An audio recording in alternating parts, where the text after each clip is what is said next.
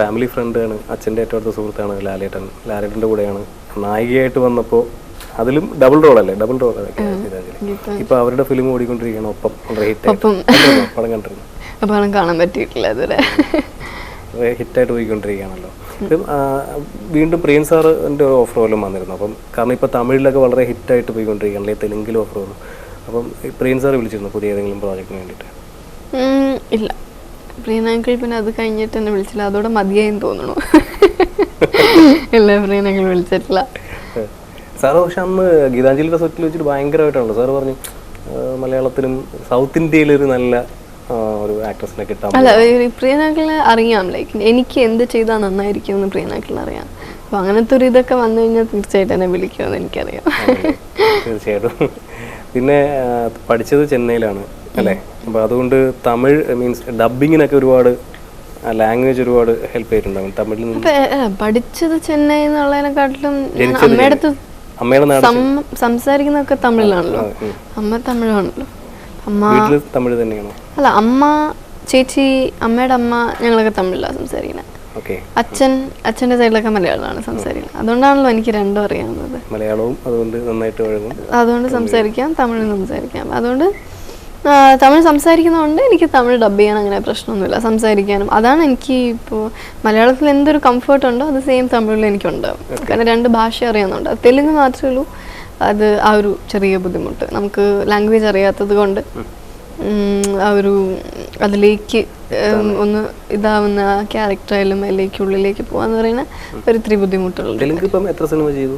ഒരെണ്ണം റിലീസായിരുന്നു January 1st ഈ വർഷം, നീനു ശൈലജ എന്ന പേര്. പിന്നെ ഇപ്പൊ ഡിസംബറിൽ ഒരെണ്ണം റിലീസാവുന്നുണ്ട്. തെലുങ്കിൽ ഞാൻ ചെയ്തില്ല. ഇല്ല, എനിക്ക് ചെയ്യണം. ഇല്ലല്ല, എനിക്ക് ചെയ്യണ്ടെന്നല്ല, ഞാൻ ചെയ്യണമെന്ന് പറഞ്ഞിരുന്നു. പിന്നെ അവർക്കൊരു ടൈം കൺസ്ട്രെയിൻ്റ് ഉണ്ടായിരുന്നത് കൊണ്ട് സമയമെടുത്ത് ചെയ്യണമല്ലോ നമ്മൾ ചെയ്യുമ്പോൾ, അതുകൊണ്ട്. പക്ഷെ അതിനുള്ളൊരു സമയം അവർക്കില്ലായിരുന്നു. എനിക്ക് പക്ഷെ ഭയങ്കര ഇൻട്രസ്റ്റ് ആണ് തെലുങ്ക് ചെയ്യാനും. കാരണം എന്തൊക്കെ പറഞ്ഞാലും നമ്മൾ തന്നെ ചെയ്യുമ്പോൾ ഉള്ള ആ ഒരു എഫക്റ്റ് വേറൊരാൾ ചെയ്യുമ്പോൾ വരില്ല അത്. സോ ഡബിങ് ഇല്ലാണ്ട് ഇൻകംപ്ലീറ്റ് ആണ്. സോ ചെയ്യാൻ പറ്റിയ അത്രയും നല്ലത്. ലാംഗ്വേജ് നന്നായിട്ട് പഠിക്കാതെ ഇവിടുന്ന് തന്നെ പോകുന്ന ഒരുപാട് ആക്ട്രസ് അവർ പറയാറുണ്ട് തെലുങ്ക് വലിയ പാടാണ്. ലാലേട്ടൻ വരെ തെലുങ്ക് ഡബ് ചെയ്തപ്പോ വെള്ളം കുടിച്ചത് ലാലേട്ടൻ തന്നെ. പക്ഷെ ഞാൻ ഒപ്പത്തിന്റെ സെറ്റിൽ വെച്ച് കണ്ടിരുന്നു. അപ്പൊ എന്റെ അടുത്ത് ഇങ്ങനെ ഭയങ്കര കാര്യമായിട്ട് തെലുങ്കിൽ 1-2 ചോദ്യങ്ങളൊക്കെ ചോദിക്കുമായിരുന്നു.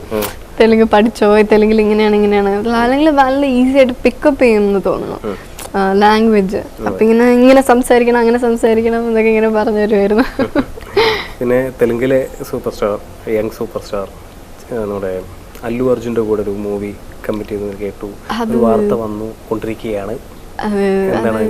ഓൺ ടോക്സ് ആണ്, അതൊന്നും കൺഫേം ആയിട്ടില്ല. പക്ഷെ മീഡിയയിൽ പോയിക്കൊണ്ടേയിരിക്കുന്നു, ഉടനെ ഷൂട്ട് തുടങ്ങുന്നൊക്കെയാണ് അനുവദിച്ച് ചെയ്തത്. ഇല്ല, അത് ഓൺ ടോക്സ് ആണ് ആ പ്രോജക്റ്റ്. ഓക്കെ, വേറെ കാര്യം ചോദിച്ചോട്ടെ, നമ്മുടെ മലയാളത്തിൽ ഇപ്പം 1-2 ഫിലിം ചെയ്ത് ഹിറ്റായി കഴിഞ്ഞാൽ നായികമാരെല്ലാവരും തമിഴിലേക്ക് അല്ലെങ്കിൽ തെലുങ്കിലേക്ക് ഒരുപാട് പേര്, ഇപ്പം എത്രയോ പേര് പോയിട്ടുണ്ട്.